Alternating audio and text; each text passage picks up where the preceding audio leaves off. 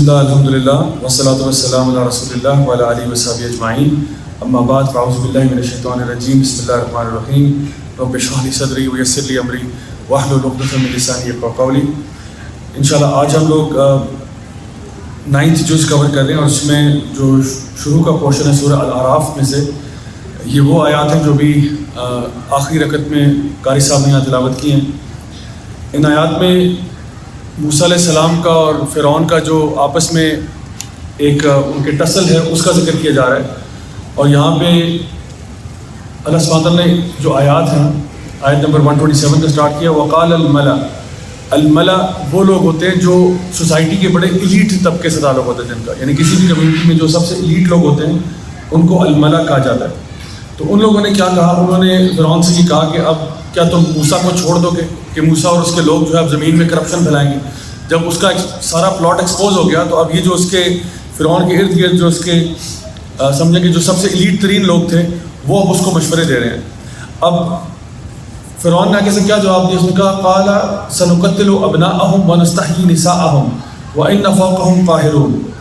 بڑا انٹرسٹنگ مشورہ ہے۔ اس نے کہا کہ ہم ایسا کرتے ہیں کہ ہم ان کے بیٹوں کو مار دیتے ہیں اور ان کی عورتوں کو جینے دیتے ہیں۔ وَإِنَّ فَوْقَهُمْ قَاهِرُونَ، اور ہمارے and we have irresistible power over them، ہماری پاس جو طاقت ہے نا ان کے اوپر وہ بہت بڑی ہے، ہم ان کو بالکل حاوی کر دیں گے۔ یہ آیات میں نے اس لیے آپ کے سامنے ذکر کیے ہیں کہ اگر آپ نے آج کا جو ورلڈ آرڈر کا ایجنڈا سمجھنا ہے، یا جو ہم کہتے ہیں الومیناٹی کا ایجنڈا سمجھنا ہے، تو یہ آیات آپ کے لیے پڑھنا بہت ضروری ہے۔ اس نے کیا کہا، ایڈوائس کیا کیا، اس نے کہا کہ ان کے بیٹوں کو مار دو اور بیٹیوں کو زندہ رہنے دو۔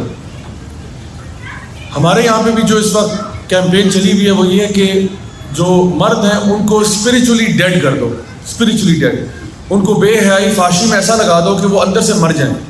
نبی کریم صلی اللہ علیہ وسلم کی حدیث سے آپ نے فرمایا کہ the heart that remembers Allah and the heart that doesn't remember Allah are like the living and the dead، یعنی وہ دل جو اللہ کا ذکر کرتا ہے وہ زندہ ہے، اور جو اللہ کا ذکر نہیں کرتا وہ مرا ہوا ہے، بالکل مر چکا ہے۔ صلاح الدین ایوبی رحمہ اللہ نے فرمایا تھا کہ اگر آپ نے کسی قوم سے جنگ جیتنی ہو بغیر جنگ لڑے تو ان کے نوجوانوں کے اندر فحاشی اور بدکاری پھیلا دو، یہ خود بخود مر جائیں گے سارے۔ جس قوم کے اندر یہ چیز پھیل جائے وہ ان کا ستیہ ناش ہو جاتا ہے۔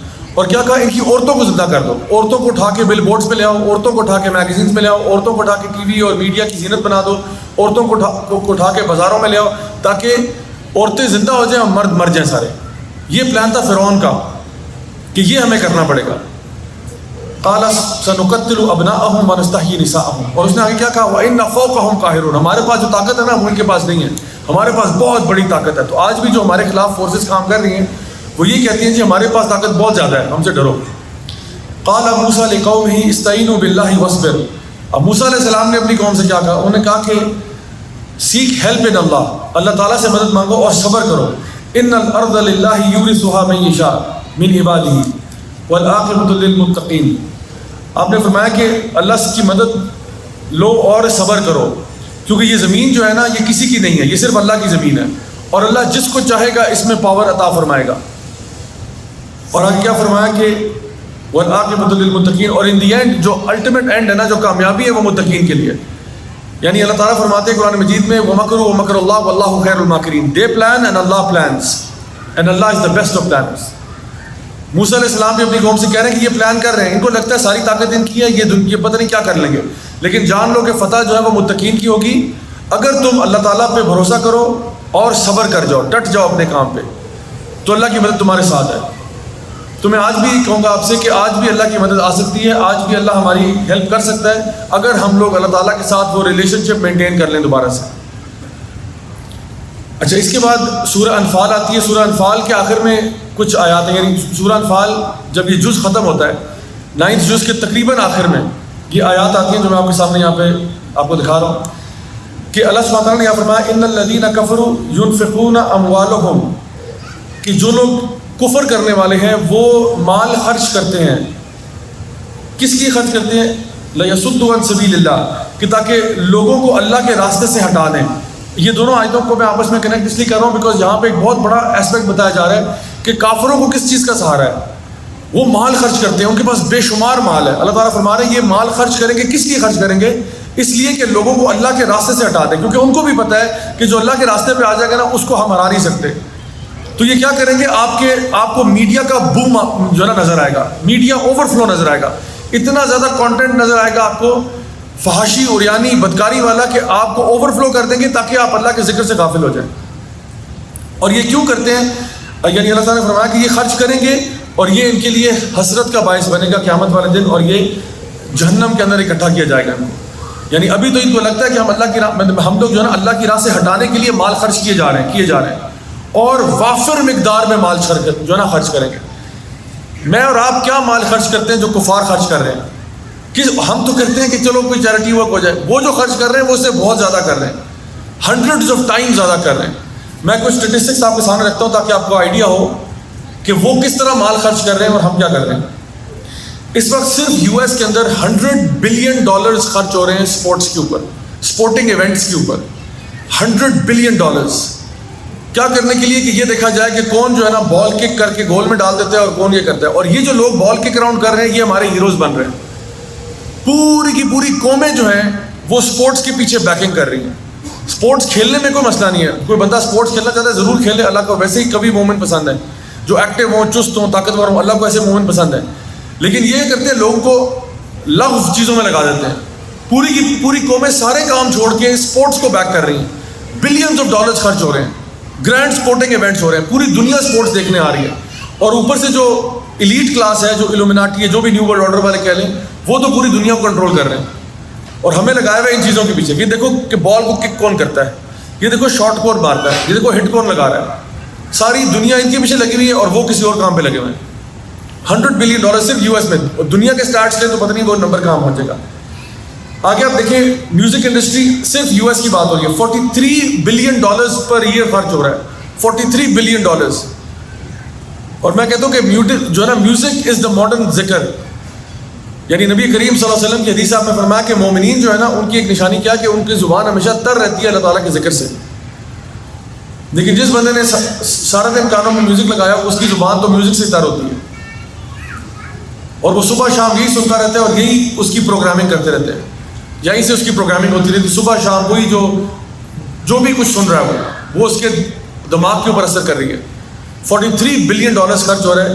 اور ایوریج بتا رہے ہیں کہ جو ایک شخص ہے, ایک ایوریج ٹین ایجر جو ہے, وہ 2.5 گھنٹہ دن میں میوزک سن رہا ہوتا ہے, کم از کم 2.5 گھنٹہ, 2.5 hours of just listening to music and listening to these lyrics over and over again. Pornography industry کی بات کریں تو every second 28,000 users are watching pornography on the internet. Every second 28,000 بندہ پورنوگرافی دیکھ رہا ہے ہر سیکنڈ میں, اور $3,000 پر سیکنڈ خرچ ہو رہا ہے. $3,000 پر سیکنڈ. پورنوگرافی انڈسٹری جو ہے یہ $multi trillion انڈسٹری ہے. آپ کی بیس بال لیگ, فٹ بال لیگ, ہاکی لیگ ساری ملا لیں تو ان کا بجٹ ایک طرف ہے اور پورنوگرافی انڈسٹری کا بجٹ ایک طرف ہے. Every day 2.5 billion emails containing porn are sent and received. 2.5 billion emails. پوری دنیا کی پاپولیشن جو ہے وہ 6 بلین ہے, اور 2.5 بلین جو ہے وہ صرف ای میل ایکسچینج ہو رہا ہے پورنوگرافی مٹیریل کا. 68 million search queries related to pornography each day. 68 million. اور over 100,000 queries related to child pornography are received every day.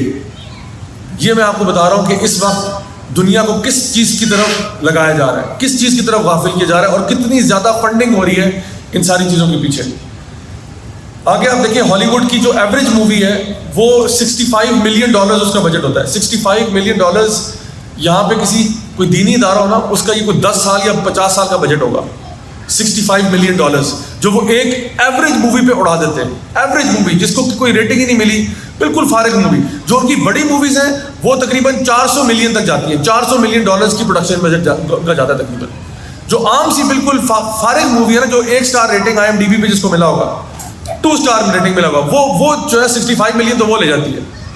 یہاں پہ میں بتا رہا ہوں اسلامی ادارے جو کام کر رہے ہیں ان کا شاید 10 سال کا یہ بجٹ ہو, جو ایک فارغ ترین مووی پہ وہ لگا دیتے ہیں. گیم آف تھرونز بڑا ہی فحش قسم کی ٹی وی سیریز ہے جس میں وائلنس بھی بہت زیادہ ہے, نیوڈیٹی بھی ہے, پرومسکیورٹی بھی ہے, اور یہ پاپولر بھی بہت زیادہ ہے. اس کا ایک ایپیسوڈ $15 ملین کا ہوتا ہے. $15 ملین. ہمارے ادارے کا پوچھیں تو یہ ہمارا شاید 7-8 سال کا بجٹ ہے. اتنا ہم 3 شہروں میں ہوتے ہوئے اور مزید 3 ایڈ کرتے ہوئے ہمارا 10 سال کا یہ بجٹ نہیں ہوگا جو وہ ایک ایپیسوڈ پہ اڑا دیتے ہیں. ٹی وی سیریز ہے پوری. یعنی you look at the amount of money that is being pumped in, بندے کا دماغ حیران ہوتا ہے کہ کتنا زیادہ پیسہ لگ رہا ہے. کیوں؟ کہ سبیل اللہ سے لوگوں کو ہٹا دیا جائے، اللہ کے راستے سے ہٹا دو، غافل کر دو صاحب. اللہ تعالیٰ فرماتے ہیں کہ یہ لوگ کیا ہیں، یہ کس طرح کے لوگ ہیں، ان کے بارے میں اللہ تعالیٰ فرماتے ہیں جو لوگ ہم جیسے لوگ. اللہ تعالیٰ فرماتے ہیں اولئک کالانعام بل هم اضل اولئک هم الغافلون. یہ لوگ بھیڑ بکریوں کی طرح پیچھے لگ جاتے ہیں اور یہی تو غافل لوگ ہیں. ہمیں وہ ایسے کچھ جو ہوتا ہے نا، جس طرح بچے کو ڈسٹریکٹ کرنے کے لیے بچہ اب کھانا مانگ رہا ہے، ماں کیا کرتی ہے بچے کو کھانا نہیں دیتی، کوئی ایسے کوئی ٹوائے ہلاتی ہے کہ یہ دیکھو بیٹا یہ دیکھو کیا ہے، وہ ہلاتی ہے، بچے کی ٹینشن ڈائیورٹ ہوتی ہے اور بچہ وہاں دیکھنا شروع کرتا ہے. یہ ہمیں اسی طرح سے نا مین ایشو سے ہٹا دیتے ہیں. اصل ایشو کیا تھا کہ میں دنیا آخرت کی خیر لے لوں، دنیا میں بھی خیر ہو آخرت میں خیر ہو، اس سے ہٹا کے ہمیں ان ڈسٹریکشنز میں لگا دیتے ہیں. اور کتنے billions of dollars, trillions of dollars خرچ ہو رہے ہیں انسان کو ڈسٹریکٹ کرنے کے لیے. اسی لیے اللہ تعالیٰ ہمارے اولئک کالانعام بل هم اضل اولئک هم الغافلون. یہ تو انسان جانوروں کی طرح ہو گیا ہے، شاید اس سے بھی بدتر، اور یہی غافل لوگ ہیں. ویڈیو گیم کے بارے میں دیکھیں تو یہ بھی اگین $1 بلین انڈسٹری ہے. ہر سال ہنڈریڈز آف گیمز پروڈیوس ہو رہی ہیں. اور یہ ایک نیوز تھی اور اس طرح کی کئی خبریں اب بہت کامن ہوتی جا رہی ہیں کہ x box addict 20 years old جو ہے نا ڈائز آفٹر 12 آور گیمنگ سیشن. لوگ جو ہے وہ گیمنگ کھیل کھیل کے مر رہے ہیں، کوئی پب جی کھیل کے مر رہا ہے، کوئی فورٹ نائٹ کھیل کے مر رہا ہے. اوور ایکسپوز ہو رہے ہیں گیم کے ساتھ، 10 گھنٹے 12 گھنٹے گیمز کھیل رہے ہیں. اور کیا ہو رہا ہے، ان کا سسٹم جو ہے وہ اندر سے کلیپس کر رہا ہے because of lack of movement نہیں ہو رہی. تو اونلی موومنٹ جو ہو رہی ہے وہ تھمس کی ہو رہی ہے یا فنگر کی ہو رہی ہے بس، باقی پورا سسٹم نم ہوا ہوا ہے. نہ خوراک کا خیال رکھ رہے ہیں نہ کچھ. ایک میں BBC کی رپورٹ دیکھ رہا تھا جس میں ایک بچہ 2 سال سے اسکول نہیں گیا due to Fortnite addiction. Fortnite addict تھا اور ایونچولی وہ ماں کو مارنا پیٹنا شروع ہو گیا. ماں جب اسے کہتی تھی اٹھو اسکول جاؤ، ساری رات گیمنگ کرتا تھا، ساری رات. پراپر اس نے اپنا ہیڈ سیٹ لگایا ہوا ہے، کانسول صوفہ سب کچھ اس نے اپنی سیٹنگ کی ہوئی ہے. اور جب ماں اس کو اسکول کے لیے اٹھاتی ماں کو کیسے مارتا تھا. 14 سال کا لڑکا تھا، only 14 years old, fighting with his mother. سوچیں کہ ویڈیو گیمز بھی، میں یہ نہیں کہہ رہا حرام ہے، اگر بندہ تمیز سے کھیلے نا تھوڑی دیر کے لیے اور بند کر دے تو ٹھیک ہے. اس کے کانٹینٹ پہ ڈیپینڈ کرے گا کہ وہ مطلب جائز ناجائز ہے یا نہیں، کانٹینٹ بتائے گا. اگر کانٹینٹ ان اپروپریٹ ہے تو ڈیفینیٹلی وہ نہیں کھیل سکتے. سو جو بھی گرینڈ تھیفٹ آٹو کھیل رہے ہیں، آپ گھر جا کے توبہ کا نفل پڑھیں اور فوراً اس کو توڑ دیں گیم کو کہ میری طرف سے. تو گیم کا کانٹینٹ بتائے گا، دوسرا بتائے گا کتنا ٹائم اسپینڈ کیا جا رہا ہے. کوئی بھی چیز زیادہ کریں گے تو وہ ایکسیس میں خراب ہو جائے گی. تو ٹھیک ہے ایک بندہ 30 منٹ 40 منٹ کھیلتا ہے just to sort of relax his mind, I understand. لیکن 4 5 6 گھنٹے ایک دن میں گزارنا، you wasting your life, literally wasting your life. So یہ کیا ہو رہا ہے، اگین اللہ کے راستے سے ہٹانے کے لیے. اللہ سبحانہ تعالیٰ سورہ حشر کی آیت نمبر 18 اور 19 میں ارشاد فرماتے ہیں. اب یہ ہمارے لیے پیغام ہے اور اس کا جواب ہے جو ہماری طرف دیا جا رہا ہے. یا ایھا الذین آمنوا اتقوا اللہ ولتنظر نفس ما قدمت لغد واتقوا اللہ ان اللہ خبیر بما تعملون. اللہ فرماتے ہیں اے ایمان والو اللہ سے ڈرو، ہیو دا تقوی آف اللہ، اور ہر بندہ یہ دیکھے کہ اس نے آگے کیا بھیجا ہوا ہے. اور پھر کہا واتقوا اللہ، دوبارہ اللہ سے ڈرو. یقیناً اللہ تعالیٰ جو ہے وہ باخبر ہے جو بھی تم کر رہے ہو اس سے. ٹھیک ہے، یہ پہلی بات. یعنی یہ کہا جا رہا ہے کہ ہر بندہ یہ دیکھے، اللہ سے ڈر جاؤ اور یہ دیکھو کہ تم نے کون سے اعمال آگے بھیجے ہوئے ہیں. یہ کیا ہے جو تم اللہ کی جو ہے نا پاس بھیج رہے ہو. جو بھی کام تم کر رہے ہو یہ تمہارے اللہ کے پاس جا رہے ہیں. What are you sending forth. نیکی کر رہے ہو وہ بھی اللہ کے پاس جا رہی ہے، خرابی کر رہے ہو وہ بھی اللہ کے پاس جا رہی ہے. اس دن اللہ تعالیٰ تمہیں بتائے گا کہ تم نے کیا کیا تھا. فَمَن يَعْمَلْ مِثْقَالَ ذَرَّةٍ خَيْرٍ يَرَهُ وَمَن يَعْمَلْ مِثْقَالَ ذَرَّةٍ شَرٍّ يَرَهُ. جو بھی تم نے ذرا برابر خیر کیا ہوگا وہ بھی اس دن سامنے آ جائے گا، اور جو ذرا برابر شر کا ہوگا وہ بھی سامنے آ جائے گا. اس دن لوگ جب اپنی کتاب کو دیکھیں گے نا تو کہیں گے کہ لا یغادر صغیرۃ ولا کبیرۃ الا احصاها. کیسی عجیب کتاب ہے کہ چھوٹا بڑا سب کچھ ہی لکھا ہوا ہے اس میں. تو اللہ تعالیٰ کہہ رہے ہیں کہ دیکھ لو تم کیا بھیج رہے ہو اللہ کے پاس. تمہارے سارے اعمال اوپر جا رہے ہیں، دیکھ لو کیا بھیج رہے ہو.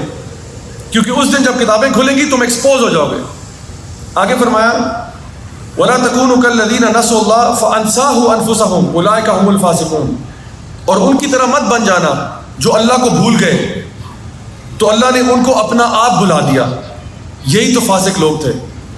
اللہ سبحانہ تعالیٰ وارننگ دے رہے ہیں ان کی طرح مت ہو جانا جن کو انہی ایجنڈا کے بیچ میں جو ڈسٹریکٹ ہو گئے. ان کی طرح مت ہو جانا جو غافل ہو گئے. ان کی طرح مت ہو جانا جو اللہ کو بھول گئے. تو اللہ نے کیا کیا، ان کو اپنا آپ بھلا دیا. ان کو اپنا آپ بھلا دیا. اب آپ سوچتے ہو کہ اپنا آپ انسان کیسے بھولتا ہے. You forget who you are. You forget your roots. آپ بھول گئے کہ آپ نبی کی امتی تھے. آپ بھول گئے کہ آپ اشرف المخلوقات تھے.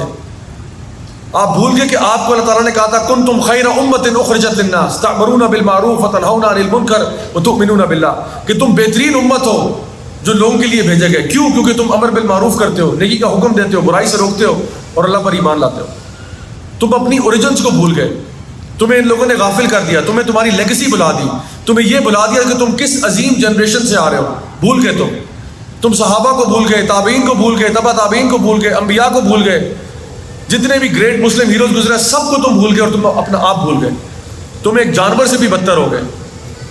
لقد خلقنا الانسان فی احسن تقویم ثم رددناہ اسفل سافلین. انسان کو پیدا تو کیا بہترین طریقے سے, لیکن جب انسان خراب ہونے پہ آتا تو انسان سے خراب بھی اور کوئی نہیں. ہماری اگر آپ لیگیسی اٹھا کے دیکھیں, جس کے بارے میں اقبال بھی ذکر کرتے ہیں نا, اقبال نے شاہین کا بڑا ذکر کیا. نہیں تیرا نشیمن قصر سلطانی کی گنبد پر, تو شاہین ہے بسیرا کر پہاڑوں کی چٹانوں میں.